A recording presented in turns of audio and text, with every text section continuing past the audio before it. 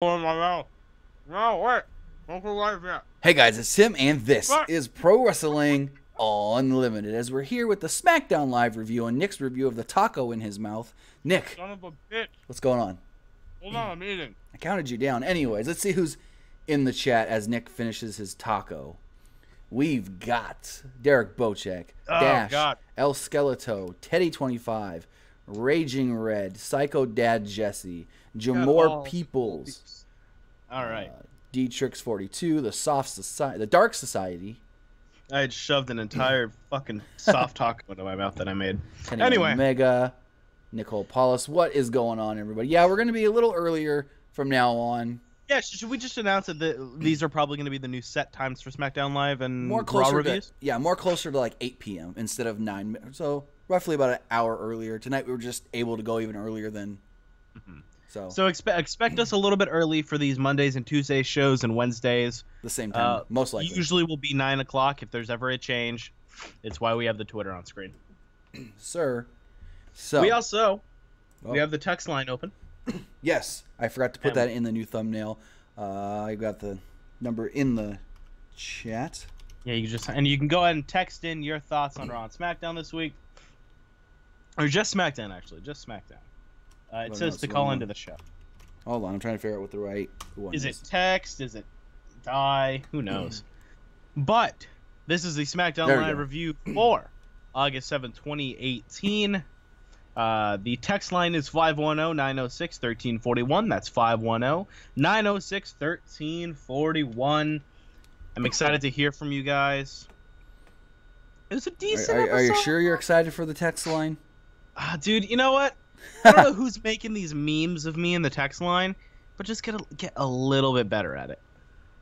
All right. I liked the Riddle one. The Riddle one was fun.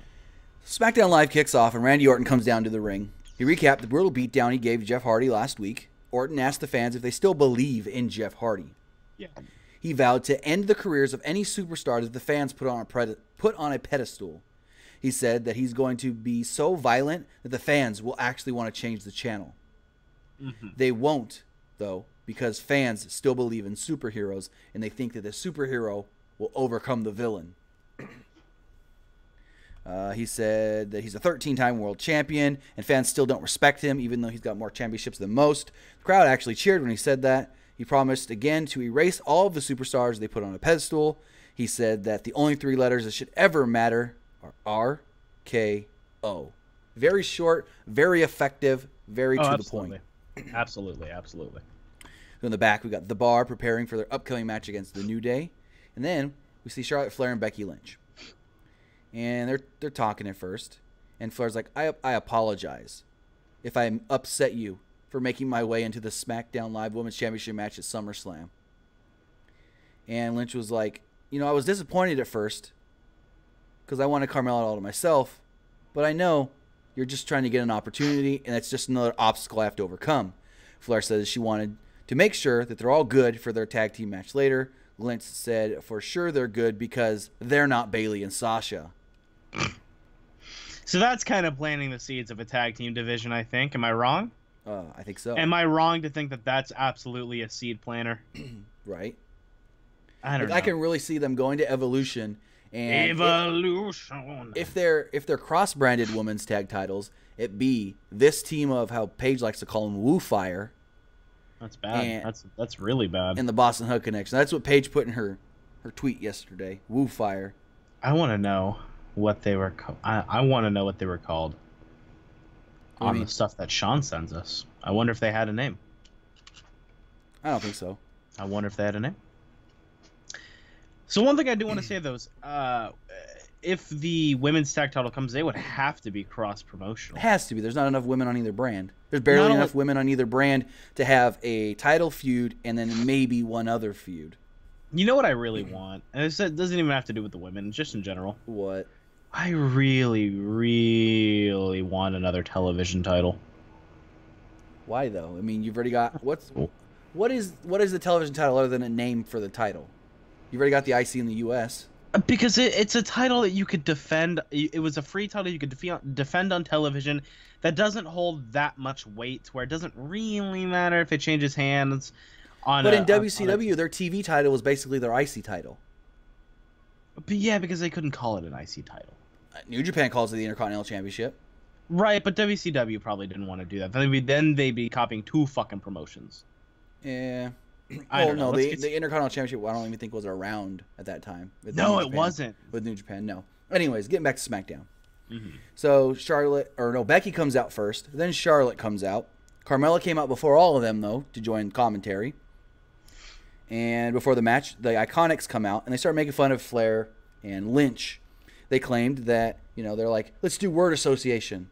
The city of Orlando. And Billie Kay basically just called it garbage. And then she goes, Charlotte Flair. And she's like, overrated. And then she goes, Becky Lynch. And Billie Kay starts looking around. She's like, I don't see Becky Lynch. Is Becky even out here?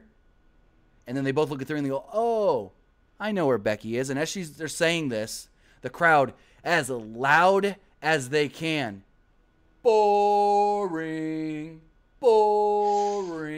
like louder than anything. And so they finally go, oh, I see Becky. She's where she always is, standing in Charlotte Flair's shadow. Is it cold in that shadow? So Becky and Charlotte started laughing because they were just taken aback by the crowd chanting boring. And they say, Becky will always be the bridesmaid and never the champion. It's a good one. So, Becky... Hold on. Steve, that can't be right.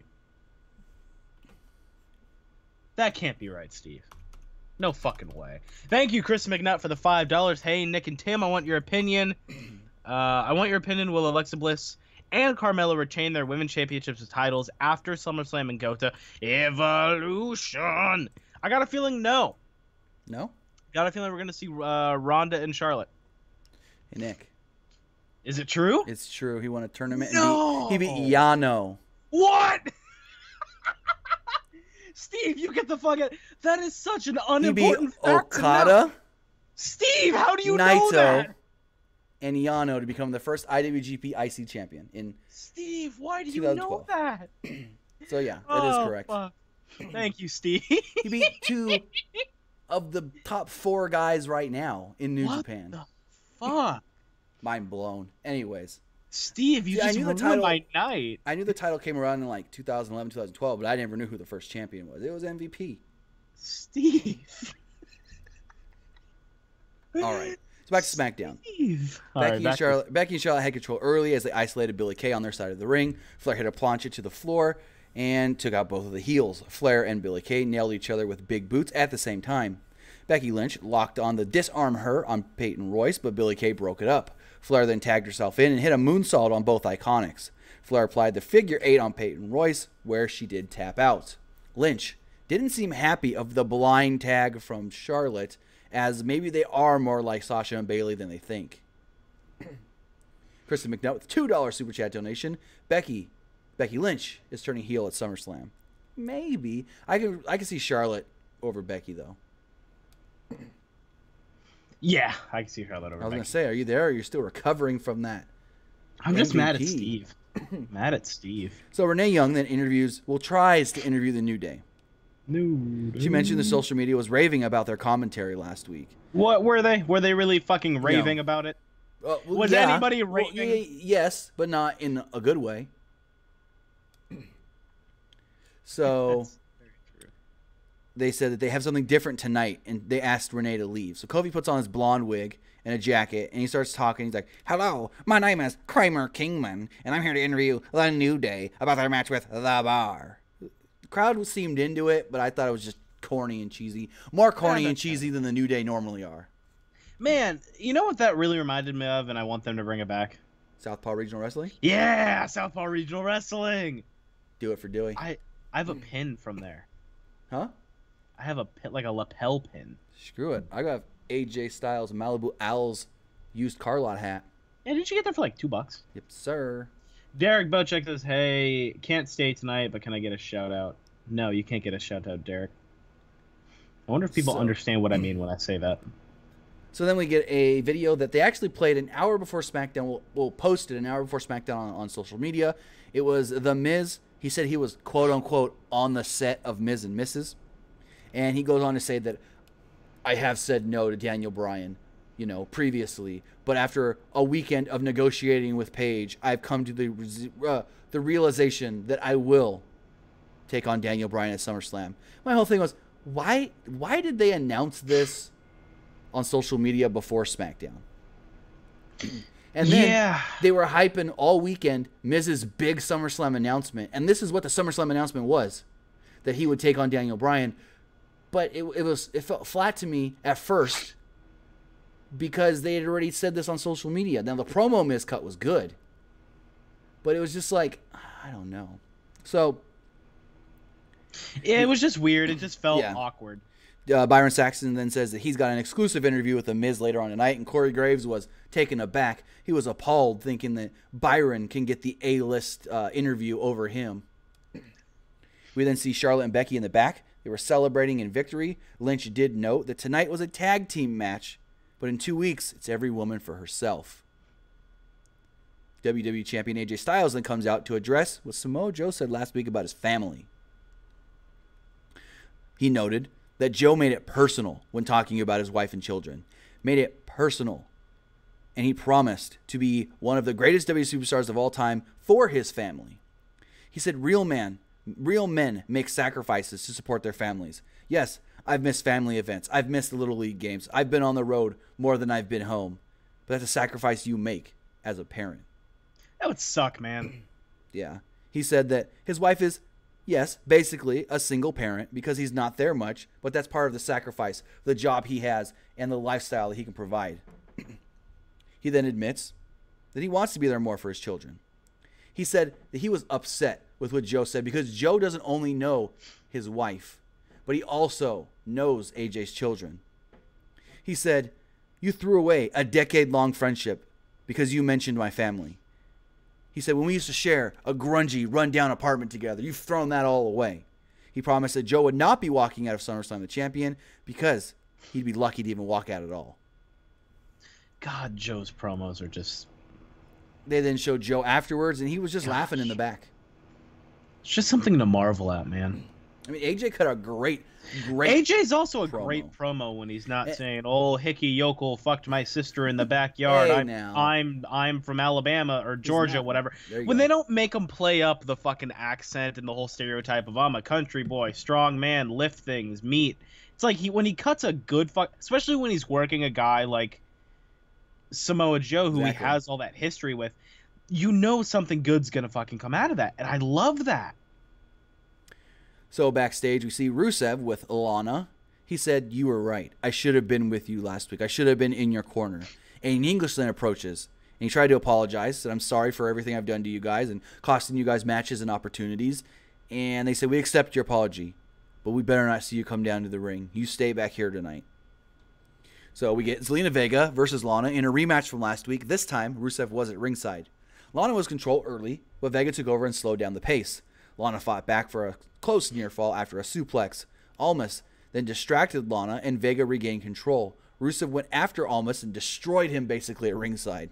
Oh, yeah. Took his head off with a lariat. Lana then made a comeback, climbed to the top rope, as she did, and in English, dumbass ran down. Pushed Almas into the corner, which was the corner Lana was at, knocked her off the top rope. Vega hit the double knees in the corner for the victory. Okay. What the fuck is Rusev? Babyface or heel? I cannot tell. Heel face. Baby heel? Baby heel. I don't freaking know. It's just I guess if you say they're against Almas and Vega, they're heel. Or they're baby faces. They would have to be, in theory. I don't know. Maybe they're just tweeners. Text message line here. 661 says, I loved tag match, but why the New Day instead of the Bar? Yeah, we're going to get to that. That's very... Don't even get us started. So back to SmackDown. Tristan McNutt, the $2 super chat donation. Is Rusev and Lana, are they baby faces? I think baby faces, at least for right now. At least for right now. So Renee Young interviews United States champion Shinsuke Nakamura backstage, and this is wacky as all hell. So she asked him about his match with Jeff Hardy. Nakamura said, Jeff Hardy has been erased. I don't know what you're talking about. I don't know who you're talking about. And he said he'll beat whatever's left of him. And so does Orton interfere in that match, and Paige comes out and says, no, player, that's not how we do it. I honestly We're gonna don't turn know. this into a triple threat match. Well, Playa, holla holla. They did start advertising today for Hell in a Cell, which is the September pay-per-view. Orton versus Jeff Hardy. Interesting. So, Renee was like, well, he wasn't really a racist. And Shinsuke goes, huh, I understand puns. And then R-Truth and Ty Dillinger walk up. Ty Dillinger goes, I want a shot at that United States Championship with SummerSlam. Hell yeah, put him on there. And this dumbass goes, and I know what I got to do to get that too. I got to beat Carmella. So I want to match with Carmella. Nakamura said something in Japanese, and Truth looked dumbfounded. And I would have loved nothing more if Truth just started spitting Japanese back at him. Truth goes, Truth's got this blank stare on his face like, he said what? And Ty Dillinger goes, me no speak Japanese. And Renee goes, what did he say? And Truth just goes, that's something I can't repeat on TV. And they go to commercial. Look, man, I'm fine if Truth gets the U.S. title at any point. Truth looked great at 46 years old in the ring with Nakamura. Truth looked like he could run the fucking A block and the fucking G1, man. Oh, gosh. 602 says, why are they not having Miz versus Daniel Bryan at WrestleMania? Simple question, or simple answer. Daniel Bryan hasn't re-signed. They want to get that match in just in case September 1st comes and Daniel Bryan's contract runs out. Just in case. So we then get Byron Saxton in the ring. He says, I have an exclusive interview with The Miz. Again, very Miz-heavy episode. Huh? Very Miz-heavy episode. Nah, not really. It was only 2 segments, and one was only like 90 seconds, the first one. Yeah, no one complains when you get The Miz in multiple segments, but if you get Roman in multiple segments, it's so bad. So Corey Graves again complaining that he didn't get the A-list interview, and The Miz is on the screen. He didn't come down to the ring. He's on the screen in his quote-unquote on set for Miz and Mrs., which, A, the show's already been filmed, and B, on set for a reality show. Then why isn't he in his house in Austin, Texas, if that's where you film most of the show? Anyways. So Miz is on the big screen. He said, my show, Miz and Mrs. It's a great show. Variety named it the must-see show, the show to watch. Saxton then asked him about what he thinks of Total Divas coming back, or Total Bellas coming back for a 4th season, because they did get renewed today. He goes, it's cool and all, but my show, in just 2 episodes, my show, Miz and Mrs., has done more viewers than the entire season, 3rd season of Total Bellas. He's not wrong. He then went on to say that in tonight's episode, you could see him and Dolph Ziggler learning CPR on babies, which Bryan should learn to revive his own career. Saxton then recapped Bryan and Miz's feud since NXT. Miz feels that he should be WWE champion and tried to carry Bryan on his back. He tried to say that Bryan was calling him soft, and all Bryan's been doing is hiding behind being a general manager. He told Saxton to look for Bryan's interview. And then suddenly, Bryan attacks him. Bryan goes crazy, attacks The Miz, attacks the security guard. So what does Miz do? Grabs a glass vase and just cracks Daniel Bryan over the head with it and runs out of the room. Why not? Right. So after that, we then get U.S. champion Nakamura versus R-Truth. Dude, I wouldn't mind seeing this dude with the belt one day. One more time. Give him one more run. It's like a big old thank you. Nakamura comes out and does his entrance. We then get R-Truth coming out, does his entrance, sings the rap. Everybody's into it. What's up? What's up? Truth was firmly in control early. So he gets bounced off the ropes, shot off the ropes. He comes to run at Nakamura. You think, okay, Nakamura is going to just clothesline him or hit him with a kick or something. And he freaking jumps over Nakamura. He comes back at Nakamura and hits him with a running Hurricane Rana. Like, perfect. In control. Splash in the corner. Eventually, Nakamura took over, though, with a series of knee strikes in the corner. Finish came when Nakamura hit the Kinshasa for the win. R-Truth was over there he was jumping at least 5 feet in the air and coming down on the splits. Like, no problem. Dude, he looked great. Especially for 46 years old. I really wouldn't mind seeing him go more. Yeah. I wouldn't mind. Fuck it, dude. He's exactly a former U.S. champion. Dude, he was like doesn't he have an NWA title reign longer than fucking Dusty? I don't know about that, but I know he was... No, yeah, it's longer than Dusty's. Huh. I know in TNA, he was their 2nd champion when they had the NWA title, and R-Truth is the first ever African American NWA World Heavyweight Champion.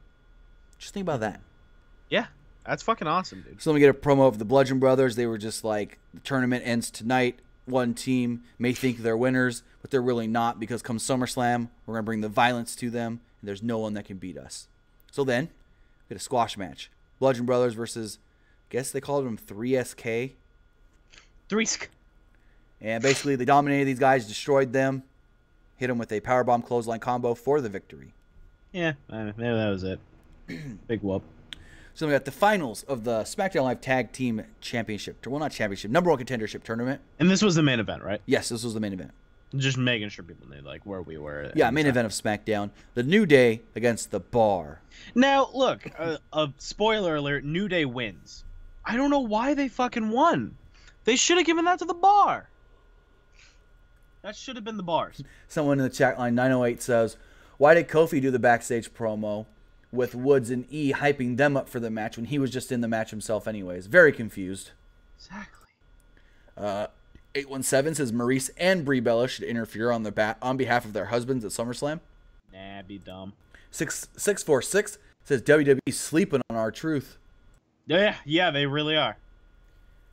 306 says, if a crazy psycho came and attacked me, I would smash him over the head with glass as well. That's a smart plan, dude. So, Steve, huh? You're right. He said R-Truth could be like WWE's equivalent of fucking Yano. Oh, I think he already is. Right, but at least Yano's shown. He's shown tonight. Well, Truth had been gone with a shoulder injury for a long time, almost a year. So he was injured. He was out. He had shoulder surgery. I just thought they stopped with him. No. Honestly. I genuinely thought they did the Golden Truth stuff, and then right towards the end of the Golden Truth, when you can tell they were about to end it, he got hurt.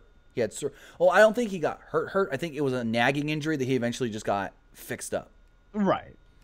So in the New Day versus the Bar match, the heels took over early when Sheamus rocked Kofi Kingston and sent him to the floor. The Bar isolated Kingston in their corner. Kingston fought back and dumped Cesaro to the floor. Sheamus missed a charge into the corner, and Big E got the hot tag. Big E ran wild and scored a near fall on Sheamus. Kingston then hit the SOS for another 2 count. Big E attempted the splash on the apron, but Cesaro moved and Big E crashed hard on the apron. Sheamus then nailed Kofi Kingston with a rolling senton on the floor. The Bar regained control and isolated Big E on their side. Cesaro got a hot tag, but Kingston knocked him to the floor. The New Day then attempted the Midnight Hour, but Cesaro made the save. The Bar hit a white noise for a very close 2-fall. Cesaro then used a Cesaro swing and put it into a sharpshooter. Fast forwarding here in the match. On the floor, Kingston hit a tornado DDT off the barricade onto Sheamus. Big E almost made the ropes, but Cesaro transitioned into a crossface as he had the submission on. Big E then stood up while still in the crossface, countered that into picking him up for the Midnight Hour. Kofi jumps to the top rope, jumps off, hits the Midnight Hour. 1, 2, 3. New Day going to SummerSlam and facing the Bludgeon Brothers for the SmackDown Live Tag Team Championships. Only thing I can think of as the reason why they give it to him, because it's the New Day and it's SummerSlam, and they can at least do something funny and quirky and get social media hashtag SummerSlam trending worldwide. 813 tells me to tell Nick that I think he's cute. Well, they think he's cute. 813? 813 in the text line. That is. 870 says, why does Nick swear and say phenomenal so much? Listen, I don't give a fuck. Phenomenal. There you go. I just want to fit the 2 words in there.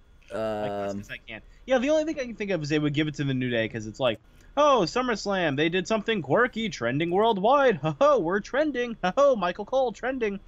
It's just like, I mean, it sucks. I would have liked to even... Do they win? The New Day? No, they can't. Well, I don't know. Because who else do you got after?